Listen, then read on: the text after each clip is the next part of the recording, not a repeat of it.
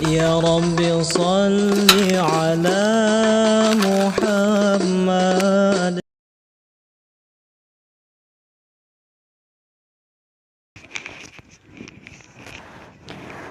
Bismillahirrahmanirrahim.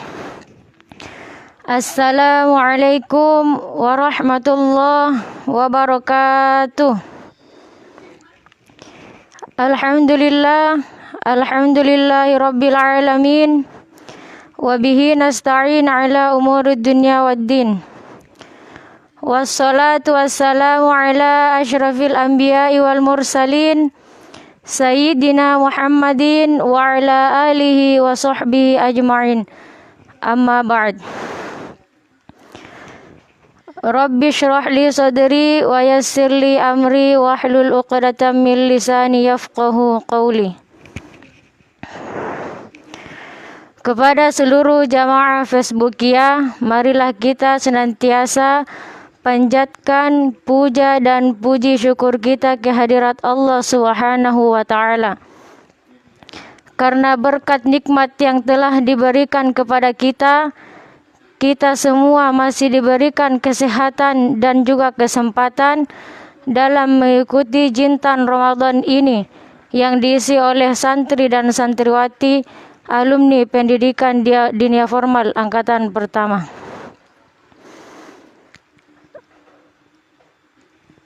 Dan salah satu nikmat yang biasa dilupa oleh manusia ialah nikmat kesehatan. Apalah guna kehidupan kita ini jika kesehatan tidak mengalir pada tubuh kita? Maka alangkah baiknya kita selalu mengucapkan rasa syukur yang sebanyak-banyaknya kepada Allah Subhanahu wa ta'ala. Bahkan wajib bagi kita mengucapkan rasa syukur itu. Alhamdulillah. Salawat serta salam kita kirimkan kepada junjungannya alam, bintangnya padang pasir, mahkotanya Abdullah, berliannya Siti Aminah, serta selimutnya Siti Khadijah, yakni baginda Nabi besar Nabiullah Nabi Muhammad sallallahu alaihi wasallam. Allahumma shalli alaihi. Nabi yang telah diutus oleh Allah sebagai suri tauladan yang baik dan rahmatan lil alamin.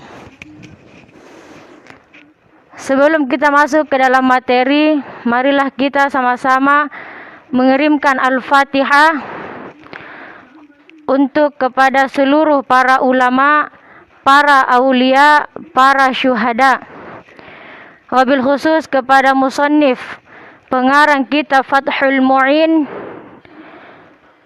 Al-Alimul Allamah Syekh Zainuddin Abdul Aziz Al-Malibari dan pengarang kitab Hasyiah I'anatul Talibin Al-Alimul Allamah Syekh Abi Bakrin Uthman bin Muhammad Syato Ad-Dimyatil Bakri.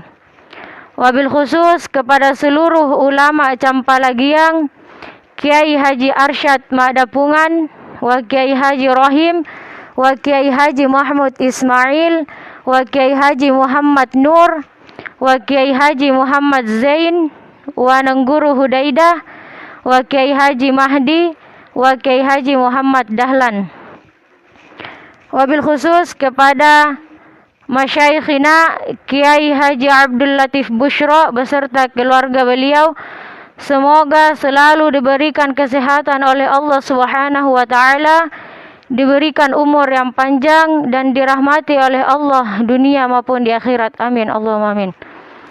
Dan terkhusus juga kepada asatidz dan asatidzah kami di pondok, semoga selalu diberi kesehatan, umur yang panjang dan dirahmati oleh Allah dunia maupun akhirat. Tak lupa pula kita kirimkan Al-Fatihah juga kepada kedua orang tua kita. Semoga beliau senantiasa diberikan kesehatan, umur yang panjang dan dirahmati oleh Allah. Ala hadhihi niyah lahumul Fatihah.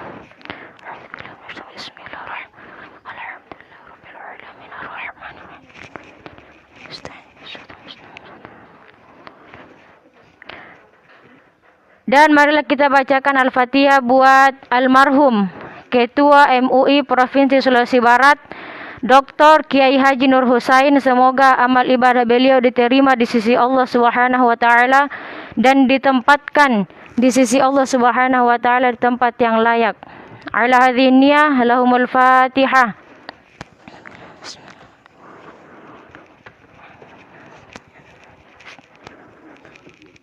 Amin.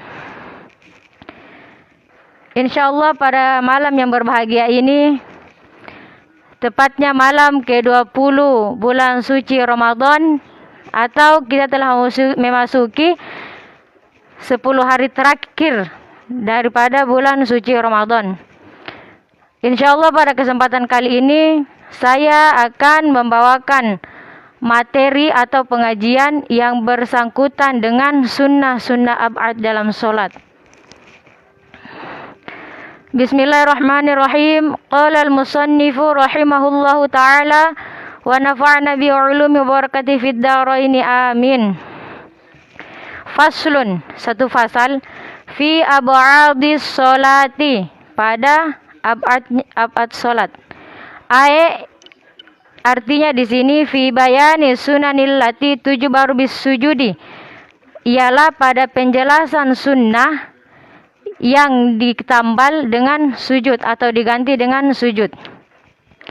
Wa inna ma summiyat ab'adon, dan dinamakan sunnah ini sebagai sunnah ab'ad li'annaha lamma tu'akkadat bil jabri, karena sesungguhnya apa-apa yang dimuakkadkan atau dikuatkan dengan ditambal. Jadi di sini dinamakan sunnah abad. Musannif mengutip dalam kitabnya ialah karena sunnah ini dimuakkadkan atau ditambal dengan sujud, digantinya dengan sujud jika kita meninggalkan sunnah abad tersebut. Disunnahkan bagi kita untuk menambalnya atau menggantinya dengan sujud. Yang dinamakan sujud di sini ialah sujud sahwi. Ushbihatil ba'dul hakikiyah, dan diserupakan juga ini sunnah abad dengan bagian yang hakiki. Mengapa musannif menyebutkan di sini bagian yang hakiki dalam solat?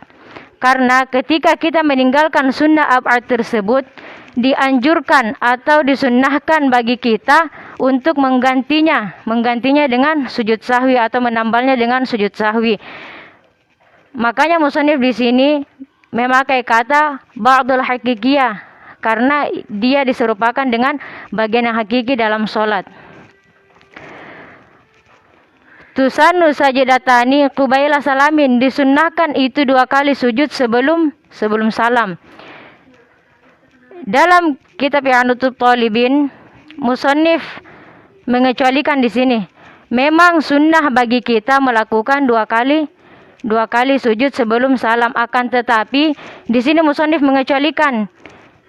mengecualikan illal imamah jama'a katsirun yakhsha tashwisha alaihim bi'adami sujudihim ma'hu. Musannif mengecualikan di sini bagi imam yang menanggung banyak jamaah, maka tidak disunnahkan bagi dia untuk melakukan sujud sahwi karena dikhawatirkan atau ditakutkan akan rusak jamaah mereka dengan tidak mendapatnya jamaah mereka sujudnya imam. Maksudnya di sini sunnah bagi orang yang meninggalkan sunnah abad disunahkan melakukan sujud sahwi. Akan tetapi pada keadaan seperti imam yang menanggung banyak jamaah ini, tidak disunahkan bagi imam tersebut melakukan sujud sahwi ketika dia melakukan atau dia meninggalkan sunnah abad, karena ditakutkan akan rusak jamaahnya.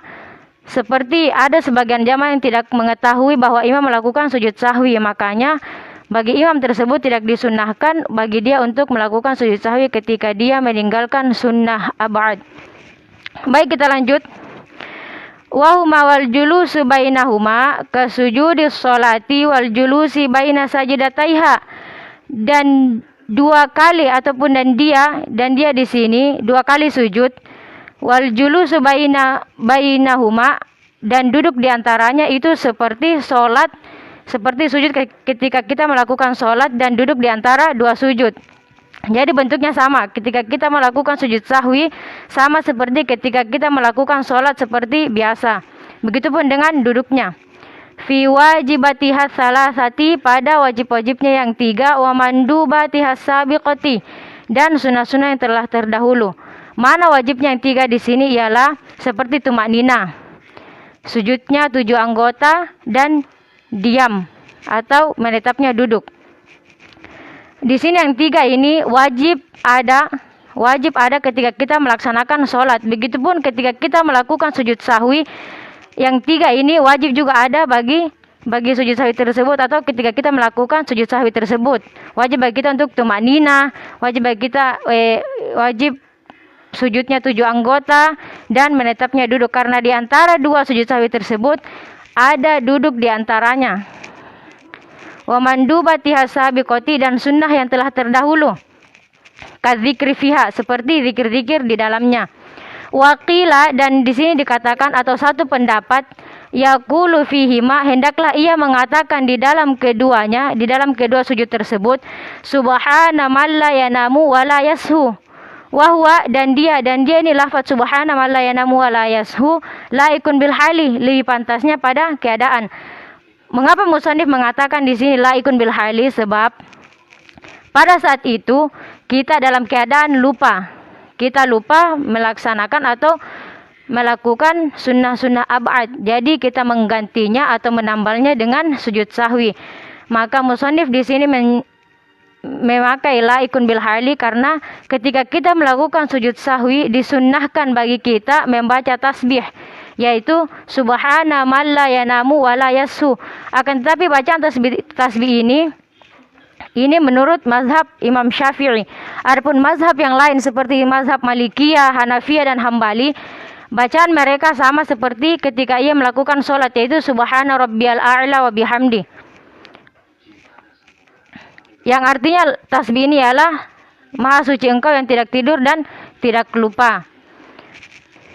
Wa tajibu niyatu sujudis sahwi bi ayyaqsidahu 'anis sahwi 'inda syuru'ihi fihi. Dan wajib niat sujud sahwi atau bermaksud melakukannya ketika kita ingin masuk di dalamnya. Jadi ketika kita ingin melakukan sujud sahwi, wajib bagi kita berniat bermaksud kepadanya atau berniat melakukannya. Sujud sahwi tersebut wajib ada niat di dalam hati seperti itu, bahwa kita ingin melakukan sujud sahwi tersebut. Jika tidak ada niat tersebut, maka ya sujud sahwi kita otomatis tidak sah, ya, karena di sini sudah jelas bahwa diwajibkan untuk bermaksud untuk melakukan sujud sahwi. Litarki ba'din wahidin min ab'adin walau amdan, dan disunahkan 2 kali sujud karena meninggalkan sebagian atau satu daripada sunnah-sunnah ab'ad sekalipun disengaja. Jadi sekalipun kita sengaja meninggalkan sunnah ab'ad tersebut, tetap wajib bagi kita untuk berniat melakukan sujud sahwi ketika kita ingin menambalnya, ketika kita ingin mengganti dengan sujud sahwi, tetap wajib bagi kita berniat. Fa in sajada li tarki ghair ba'din aliman amidan batalat salatuhu. Dan di sini permasalahannya, jika ada orang yang melakukan sujud sahwi karena dia meninggalkan selain daripada sunnah ab'ad, ia tahu dan dia dalam keadaan sengaja, maka batal sholatnya. Maksudnya di sini, seseorang melakukan sujud sahwi karena meninggalkan daripada selain sunnah ab'ad seperti sunnah hayat. Kan ketika kita meninggalkan sunnah hayat, kita tidak disunahkan untuk menambalnya dengan sujud sahwi, tidak disunahkan. Dan orang ini ia tahu bahwa bahwa tidak disunahkan untuk melakukan sujud sahwi tersebut, dan dia sengaja melakukan sujud sahwi tersebut, padahal dia tahu bahwa tidak disunahkan bagi dia untuk melakukan sujud sahwi karena meninggalkan sunnah hayat tersebut, maka batal sholatnya jika dia tahu dan dia sengaja. Oke, kita lanjut. Wa huwa tasyahudu awwalu al-wajibu minhu fit tasyahudil akhiri, dan dia itu sunnah ab'ad ialah tasyahud awal. Artinya di sini sesuatu atau bacaan yang wajib darinya pada tasyahud akhir. Au ba'duhu, atau sebagiannya. Atau ia meninggalkan bacaan tasyahud awal sebagiannya saja. Walau kalimatan, sekalipun satu kalimat. Di sini dijelaskan walau kalimatan, yang dimaksud dengan sekalipun satu kalimat ialah kalwawi, seperti huruf waw, wa anna Muhammadan, pada lafaz wa anna Muhammadan. Ia meninggalkan al-wawunya, maka boleh bagi dia atau disunahkan bagi dia jika dia ingin mengganti sunnah abad tersebut, maka disunahkan bagi dia untuk menambalnya dengan sujud sahwi. Wa suratu tarkihi wahdahu ka qiyamil kunuti alla yuhsinahuma. Dan adapun bentuk atau meninggalkan salah satunya atau meninggalkan duduknya sama seperti ketika berdiri saat kunut. Ia tidak mengambil keduanya atau tidak memperbaiki keduanya.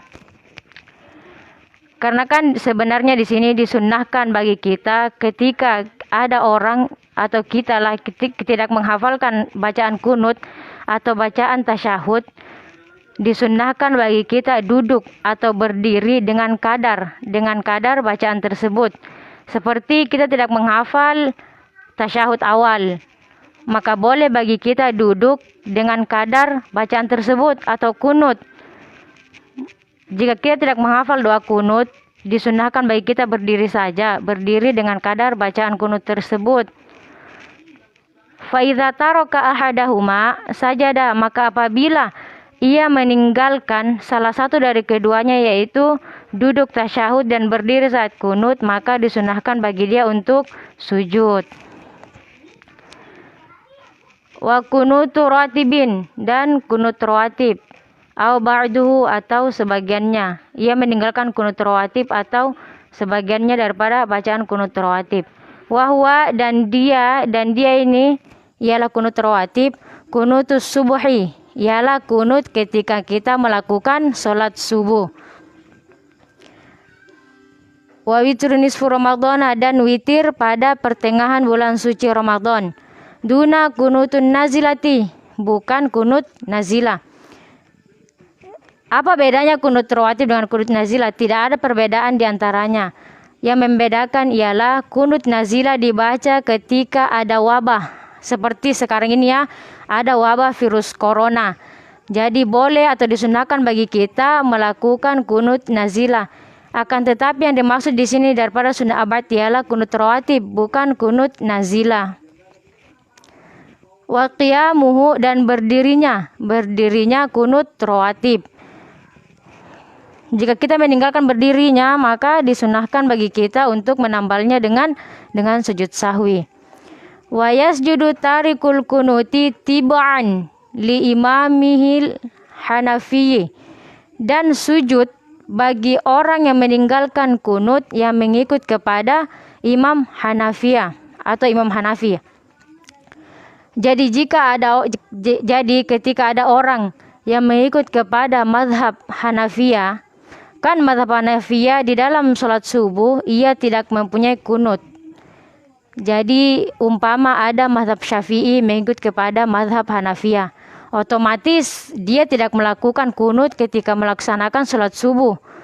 Jadi boleh bagi dia ketika mazhab Syafi'i ini atau makmum, ketika dia ingin menggantinya dengan sujud sahwi, maka disunahkan bagi dia untuk melakukannya karena dia meninggalkan kunut pada sholat subuh.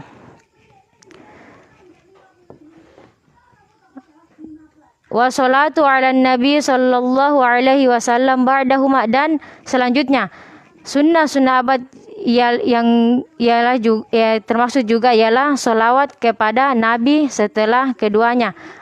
Ba'da tasyahudil awali wal kunuti. Artinya di sini setelah keduanya ialah setelah tasyahud awal dan kunut. Terdapat solawat kepada Nabi sallallahu alaihi wasallam pada bacaan setelah tasyahud awal dan kunut. Jadi ketika kita meninggalkan solawat kepada Nabi setelah bacaan tasyahud awal atau setelah kunut, maka disunnahkan bagi kita untuk melakukan sujud sahwi ketika kita meninggalkan salawat kepada Nabi tersebut. Sunnah. Wa salatu ala ali ba'da tasyahudi akhiri wa kunutin. Dan sunnah abad juga ialah salawat atas keluarga Nabi setelah tasyahud akhir dan kunut. Wa suratus sujudi litarkis sholati 'alal alif fit tasyahudil akhiri. Adapun contoh atau bentuk meninggalkan sholawat atas keluarga Nabi pada tasyahud akhir, ayyatayaqqana tarka imamuhu laha. Ia yakin bahwa imamnya meninggalkan sholawat atas keluarga Nabi tersebut. Ba'da an sallama imamuhu wa qabla ayyusallima huwa. Setelah imamnya memberi salam dan sebelum ia memberi salam. Jadi di sini begini. Ada seorang makmum dan imam ya. Ini makmumnya yakin bahwa imamnya tidak mengambil sholawat atau tidak membaca sholawat kepada keluarga Nabi. Mungkin ia yakin karena imamnya terlalu cepat memberi salam. Jadi dia yakin bahwa imamnya tidak membaca sholawat kepada keluarga Nabi. Maka ketika imamnya sudah memberi salam dan dia belum memberi salam, akan tapi sudah muncul keyakinan dalam hatinya bahwa imamnya tidak membaca sholawat kepada keluarga Nabi, maka boleh atau disunnahkan bagi si makmum tersebut melakukan sujud sahwi. Aw ba'da an sallama, atau sebelum makmumnya atau setelah makmumnya memberi salam. Wa qarubal faslu, dan dekat pemisahnya.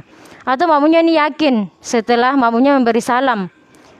Dan akan tetapi jaraknya itu dekat, belum terlalu lama, lalu ia yakin dia sudah memberi salam, langsung saat itu juga dia yakin bahwa imamnya tidak mengambil sholawat kepada keluarga Nabi, maka boleh disunahkan bagi dia seketika itu melakukan sujud sahwi. Baik, kita lanjut. Wali syakki fihi, dan bagi orang yang ragu di dalamnya. Ae fi narki ba'din mimma marra muayyanin. Artinya di sini ia ragu pada meninggalkan sebagian daripada apa-apa yang telah terdahulu atau yang telah lewat yang tertentu. Kal kunuti hal fa'alahu, seperti kunut. Apakah dia sudah mengerjakannya atau belum? Jadi jika ada seseorang yang keadaan seperti ini ya, dia ragu apakah ia sudah melaksanakan kunut atau belum, atau dia ragu apakah dia sudah tasyahud awal atau belum, maka di sini dikembalikan kepada asalnya. Li'annal asla adamu fi'lihi, karena sesungguhnya asalnya itu dia belum mengerjakannya. Jadi ketika jamaah Facebooknya sekalian melakukan sholat subuh, lalu ragu apakah jamaah sekalian sudah melakukan kunut atau belum, ragu, jadi sebaiknya kembalikan kepada awalnya, karena awalnya kita belum melakukan kunut tersebut, maka kembalikan kepada asalnya.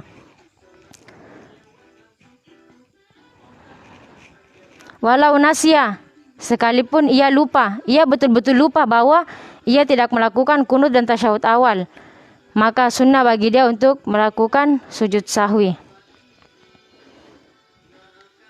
Ya, mungkin sampai sini yang dapat saya sampaikan pada malam hari ini. Jika terdapat kesalahan, kami mohon maaf yang sebesar-besarnya. Dan kami ucapkan banyak-banyak terima kasih kepada Ustadz dan Ustazah yang telah mendidik dan mendoakan kami. Wabil khusus kepada An-Nangguruta Kiai Haji Abdul Latif Bushro. Baiklah, kami tutup. Wabillahi taufiq wal hidayah. Wassalamualaikum warahmatullahi wabarakatuh. يا رب صل عليه وسلم